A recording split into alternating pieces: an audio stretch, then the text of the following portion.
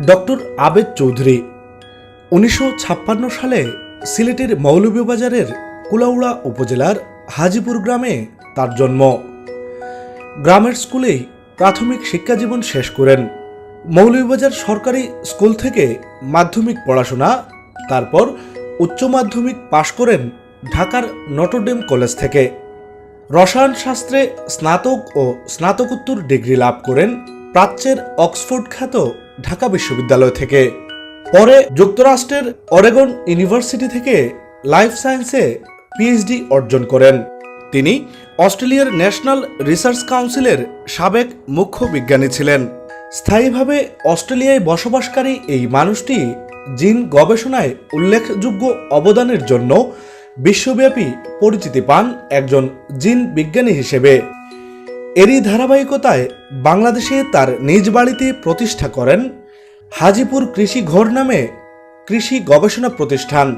দীর্ঘ ৭ বছরের গবেষণার পর বিশেষ ধরনের অনেকগুলো ধানের জাত আবিষ্কার করেন তিনি। উচ্চ ফলনশীল জাতের ধানের পাশাপাশি পুষ্টিগুণ সমৃদ্ধ জাত সোনালী ধান আবিষ্কার করে সারা বিশ্বে প্রশংসিত হন তিনি।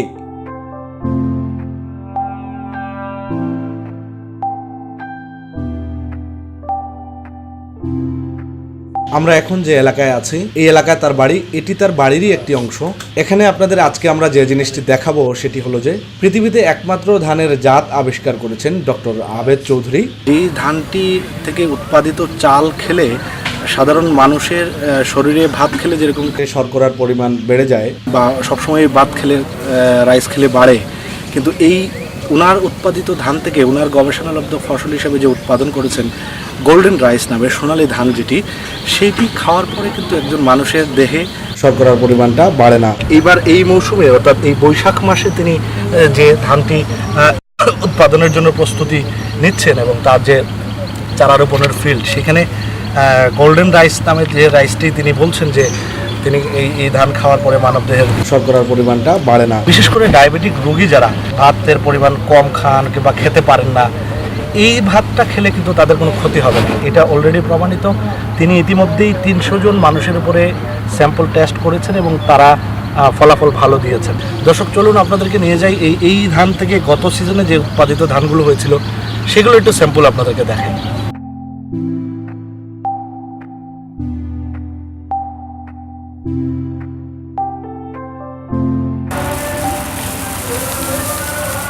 আমরা গোল্ডেন রাইসের একেবারে ওয়্যার হাউসে বসে কথা বলছি আপনাদের সাথে, যেখানে ফিল্ডে উৎপাদনের পরে এই ধানগুলো এখানে সংরক্ষণ করা হয় এবং বিশেষ প্রক্রিয়ার মধ্য দিয়ে এটা থেকে চাল উৎপাদন করে আপনাদের জন্য বিপণনের ব্যবস্থা করছেন তারা ফেসবুকের মাধ্যমে। যে একজন মানুষের জীবনে তার চাহিদা মতো, তার পছন্দের দেখা বা তার চাহিদা মতো যে কোনো জিনিস সে খেতে আগ্রহী হবে, এটাই স্বাভাবিক একটি নিয়ম।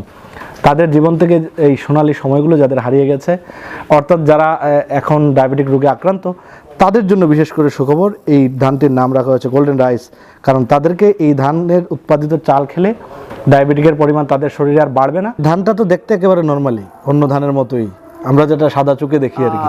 বেশ কয়েকটা ধানের জাত একসাথে রাখেন, তাহলে তাদের মধ্যে আলাদা করে জাত বের করাটা খুবই ডিফিকাল্ট। এটা একদম কেউ যদি 24 বছর, 25 বছর, 30 বছর যদি কাজও করে, তারপর তার সামনে যদি একই প্রোটোটাইপের অনেকগুলো ধান রাখতে পারে, সো এটা দেখে মনে হবে একদম সাধারণ জাতের চালের মতো এটা একটা ধান, বাট এটা সাধারণ চালের জাতের মতো কোনো ধান নয়। আমাদের এইরকম প্রায় 4টা ভ্যারাইটি আছে। আমরা সেই ভ্যারাইটিগুলোকে একটা লেজিটিমেট প্রপোর্শনে মিক্স করে থাকি। মিক্স করার পরে তাদের মধ্যে যে ব্রেনগুলো আছে, তাদের মধ্যে যে নিউট্রিয়েন্ট কন্টেন্টগুলো আছে, সেইগুলা মানবদেহে প্রবেশের সাথে সাথে সেটা মানুষের শরীরের মধ্যে এক ধরনের সুগার ইনহিবিটর হিসেবে কাজ করে, যেটা আমরা দেখতে পাই যে তারা সুগার খুব বেশি সাথে সাথে ইনক্রিজে বাধা দেয়, লং লাস্ট করে শরীরের মধ্যে, যার ফলে এই রাইসটা যারা খায় তাদের মধ্যে কিন্তু ক্ষুধা লাগা ভাবটা সহজে কাজ করে না। সো এটা সম্পূর্ণ প্রাকৃতিক ব্যাপার, এইখানে কোনো অন্য কোনো কিছু মিক্স করা হয় না, ভেজাল খাদ্যদ্রব্যের মতো যে কোনো কিছু একটা আমি দিয়ে দিলাম সেটা আপনার শরীরের জন্য খারাপ, কিন্তু একটা জিনিস আপনাকে কন্ট্রোল করলো না, বিষয়টা ওই রকম নয়। মাত্র ১১৫ থেকে ১২০ দিনের মধ্যে এই সোনালী ধানের ফলন হয়। সোনালী ধানের আবিষ্কারের গল্প বলছিলেন ডক্টর আবেদ চৌধুরী। হার্ভার্ড ইউনিভার্সিটির একটা স্টাডি থেকে দেখা দিয়েছে, ওরা বলতে চেয়েছেন মেটা অ্যানালিসিস, মানে অনেকগুলো পেপার অ্যানালিসিস করে ওরা বলেছেন যে সাদা চাল খাওয়ার ফলে, অতিরিক্ত আধুনিক সাদা চাল খাওয়ার ফলে রক্তে শর্করা বাড়ছে এবং টাইপ 2 ডায়াবেটিস শুরু হয়েছে। তো এটার বিপরীতে আমি একটা উদ্যোগ নিয়েছিলাম আজ থেকে প্রায় 7-8 বছর আগে। সেটা হচ্ছে যে আমরা কি করে ওই যে প্রোটিন যেটা চালের মধ্যে যেটা ছিল, ভাতের মধ্যে যেটা ছিল দ্রব্যগুণ, যেটা খেলে সুগারটা কন্ট্রোলে থাকতো, সেইটা ফিরিয়ে আনা। এবং আমরা এই 4টা ভ্যারাইটির মাধ্যমে এটা ফিরিয়ে আনতে পেরেছি। এটা আমরা অনেকদিন ধরে মানুষ এটা খাচ্ছে, এটা মিশিয়ে অন্যান্য ভাতের সাথেও চালের সাথেও খাওয়া যায়।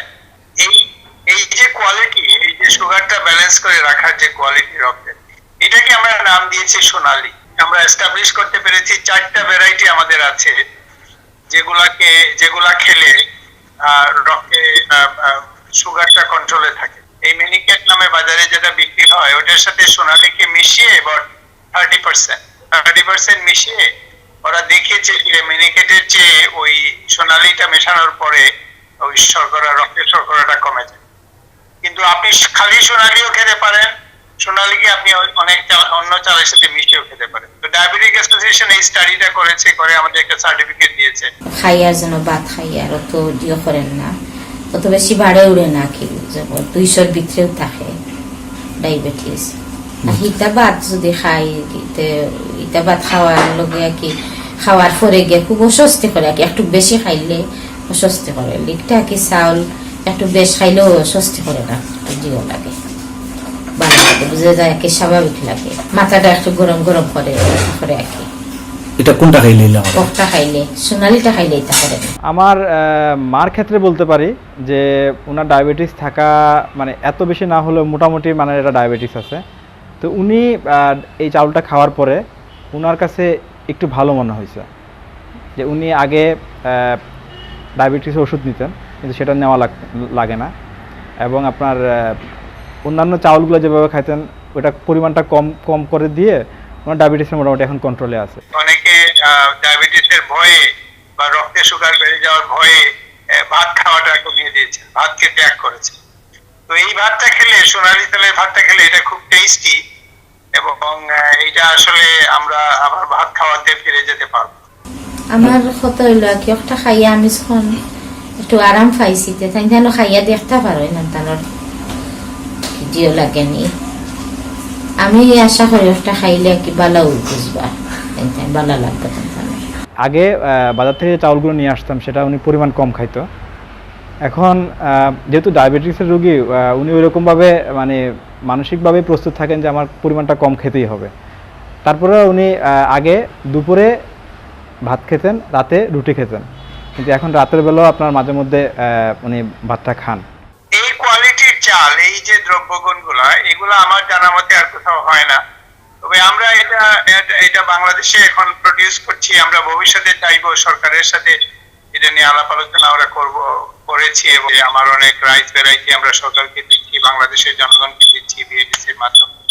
তো আমি ভবিষ্যতে এটা আলোচনা করব যে কিভাবে আমরা এটা এক্সপোর্ট করতে পারি।